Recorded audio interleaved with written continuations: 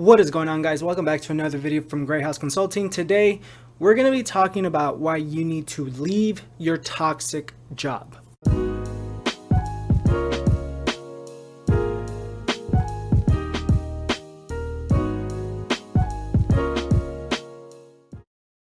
Right now, with the COVID-19 global pandemic still happening, we are going through this resignation phase where people just either don't want to work anymore, they're trying to get unemployment benefits even though they're pretty much stopping at this point, or they are resigning because they are following whatever the masses have done.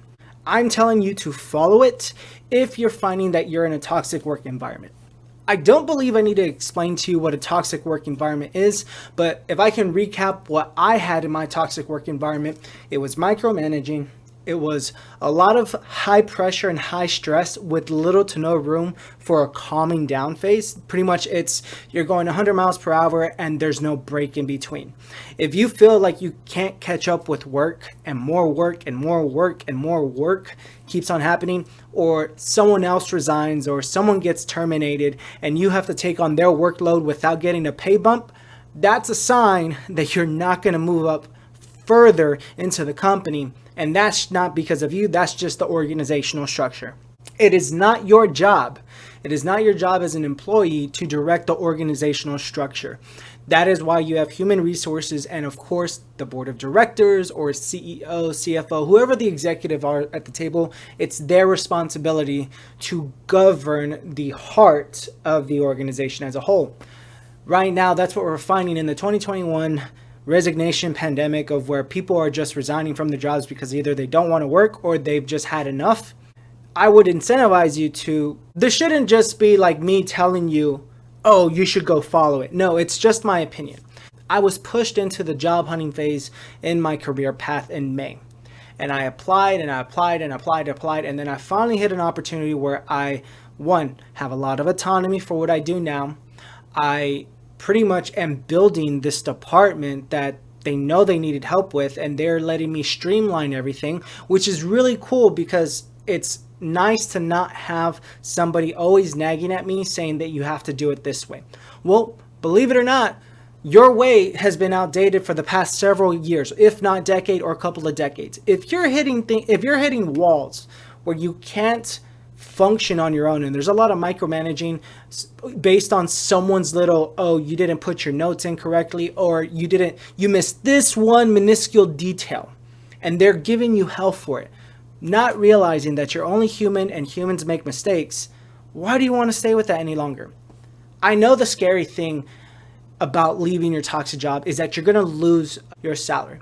The worst thing that's going to happen is that you're going to get put in unemployment and you're not going to be able to find a job for a hot minute. But that is the reason why you have to suck up your pride. And if that means that you have to work at Starbucks or work at Chipotle or work at fucking Kroger or wherever the case may be, if you have to work somewhere just to have some sort of income coming in while you're going through the job phase, that's perfectly fine. You hit your wall, you hit your point. Go do that. I did that. And not only that, it benefited to where I started out at $15 an hour, and then working as a flex time employee, I'm now getting paid $20 an hour, and it's only been a couple of months that I worked there. So really, I only lost a couple bucks in my base pay. Now, being that this is an hourly flexible position, I still have control of my schedule on top of the new full-time opportunity that I have.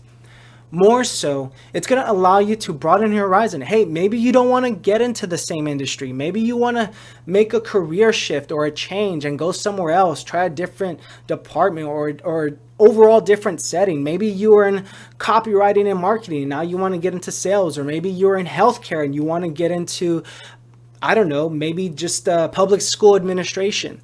You have to be willing to take the risk and leave if you're in an occupation or position that's not treating you the way you should be. You cannot get anywhere if the leaders are just as dysfunctional as the team members that they have brought in.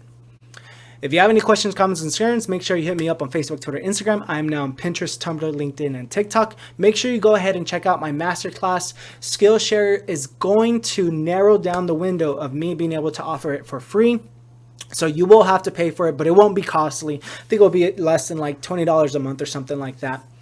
If you're also interested in trying to get a resume consultation, and go ahead and hit me up in the DMs. I am here ready to help you.